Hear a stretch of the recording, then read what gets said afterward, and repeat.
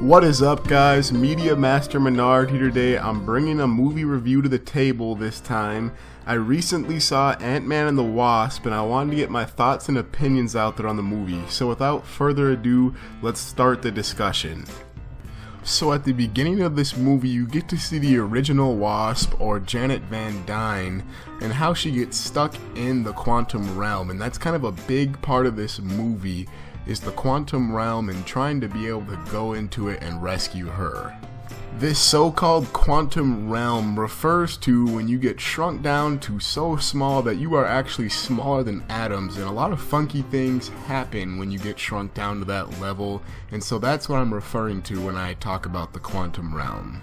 This movie actually takes place between Captain America Civil War and Avengers Infinity War, so it's kind of a low-key story that isn't too crazy and isn't about the world ending, which is kind of refreshing when it comes to Marvel movies. So in the aftermath of Civil War, we get to see Ant-Man, who is now under 24-hour constant surveillance because of the actions that he took. All he can really do is hang out with his daughter and come up with extravagant plans for his daughter that they can do together in his house. And then one day, the current Wasp comes and kidnaps him, and that's kind of where our story starts off. And I don't want to go into too much more detail because that would get into spoiler territory, and that's something that I want to avoid on this channel. So the movie kind of had three different villains. One of them is a spoiler to talk about, kind of, so I won't get into that, but two of them are Ghost and this kind of slick, illegal black market trader, Sunny. Sunny to me felt a little generic, I'll say, but I thought Ghost was really cool, and her power of being able to phase through things was very well utilized in this film. I thought it made for some pretty cool action scenes, and I just really liked Ghost overall. Just to be clear, I don't think these villains have been developed in a way such as Thanos or Killmonger, where you really think about them and think about their actions and what causes them to do things, but I do think their backstories are sufficient, especially Ghost. I think she has a very interesting character backstory, and I liked it and thought it was sufficient for this movie. The first thing I noticed when watching this movie was how good of film work and cinematography there was when you were looking at something that was super big or super small.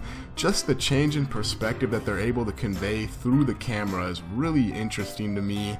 And the entire movie, every time I saw something that was a normal sized object to us when Ant-Man was small and it looked huge, it was just really cool to me for some reason to see that. I don't know why, but I really enjoyed that aspect of the film.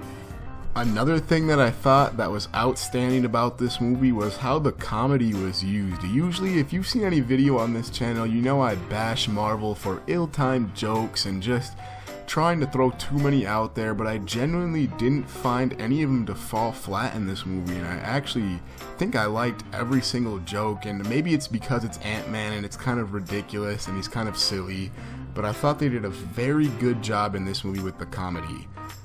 I will say that the quantum realm is a little confusing at certain points of the movie, and I didn't really completely understand what was going on with it, but I don't think it detracted from the movie at all. I just thought it could have been a little bit better explained.